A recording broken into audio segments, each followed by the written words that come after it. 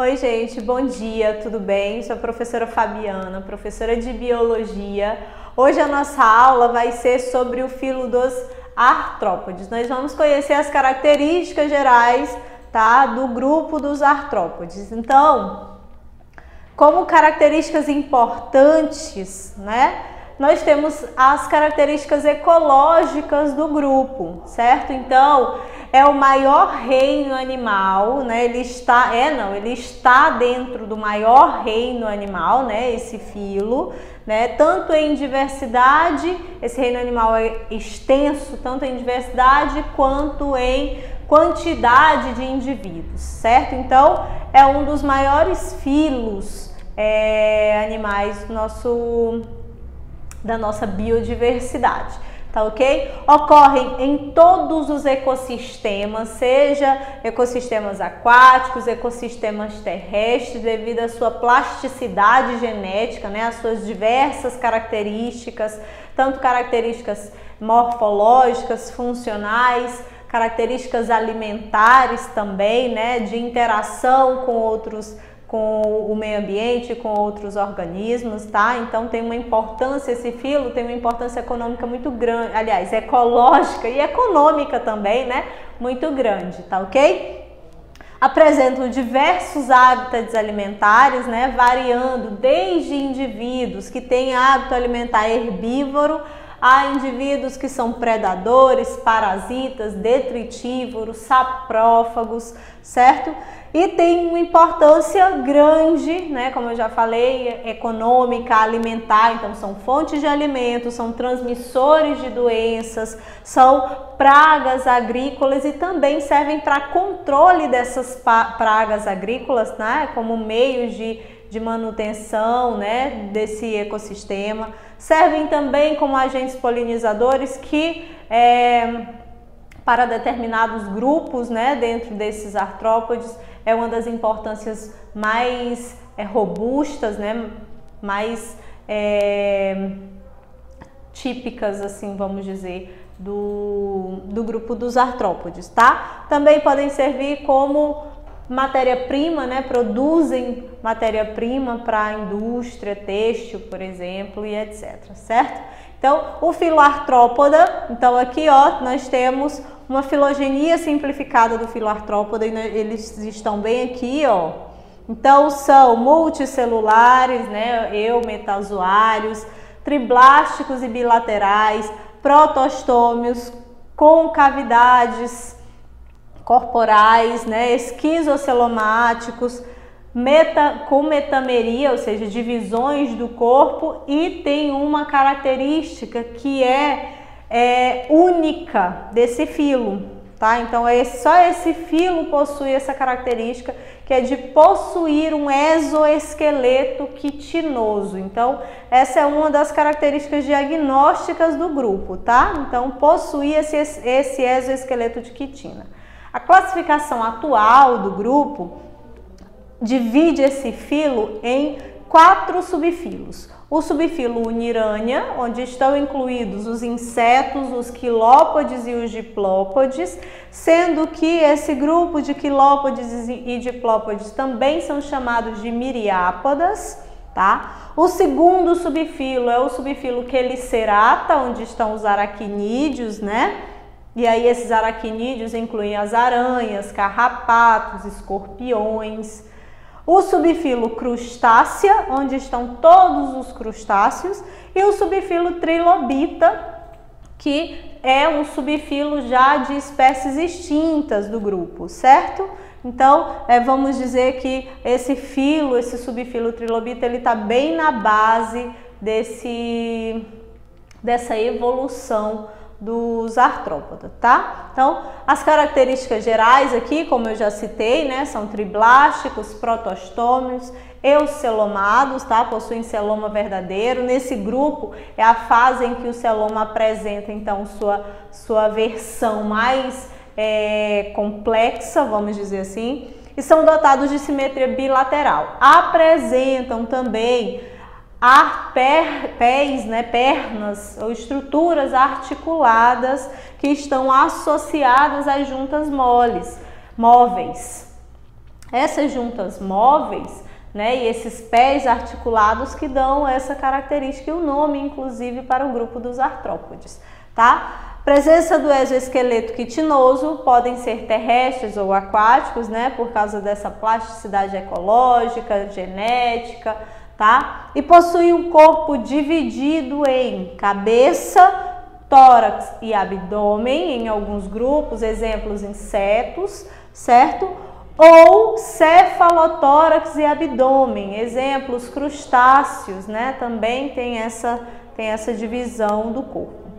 Os artrópodes são divididos em 5 grupos principais: insetos, crustáceos, aracnídeos, quilópodas e os diplópoda, tá? Então aqui, ó, a gente pode ver como essas características gerais do grupo, essas patas e apêndices articulados, tá? Então nós temos aqui, ó, a articulação, né? E aqui, ó, nós temos o apêndice, tá? E a segmentação do corpo em cabeça, tórax e abdômen, certo? Isso é uma característica da metamerização, tá? Da formação desses metâmeros. Então, ó, esses metâmeros, tá? Eles formam tagmas, tá? Através dessa metameria. E esses tagmas ou esses metâmeros, eles vão dar as diferentes regiões do corpo. Então, aqui eu tenho um inseto, né? Uma formiga. Essa formiga tem a divisão de cabeça, tórax e abdômen bem determinada. Já no caso aqui de uma aranha ou no caso por exemplo, de um crustáceo, de um camarão, né? Por exemplo, nós não temos a cabeça, ela é fusionada, ela é bem ligada mesmo ao tórax, tá? Então há uma divisão proeminente apenas entre esse cefalotórax e o abdômen. Aqui tem como a gente verificar essa divisão do corpo mais detalhadamente. Então aqui eu tenho uma abelha, tá? Euglossine. Então essa euglossine aqui, ó, a gente pode verificar esses tagmas bem diferenciados, tá? Bem separados mesmo. Já no caso dos aracnídeos, ó, não há essa diferenciação visível entre a cabeça e o tórax, ok? Uma outra diferença é que as patas, as pernas, né, desses indivíduos, eles ficam localizados na região torácica. A região abdominal é uma região restrita, né, associada ao sistema reprodutor e aos outros sistemas digestório e etc, tá? Aqui o outro exemplo de cefalotórax, né? No caso do camarão, que há essa fusão mesmo entre a cabeça e o tórax, tá? Os quilópodas, há uma cabeça e um tronco, tá? Não há nem essa divisão bem clara entre cefalotórax e abdômen. E a principal característica é esse exoesqueleto quitinoso, tá? Qual é a função disso? E por que é tão importante para esse grupo? A presença dessa estrutura, né, deu condições para esses insetos ganharem o ambiente. E todos os tipos de ambiente, principalmente o ambiente terrestre, tá? Porque está associado à desidratação, né? A evitar esse processo de desidratação, já que é uma carapaça rígida.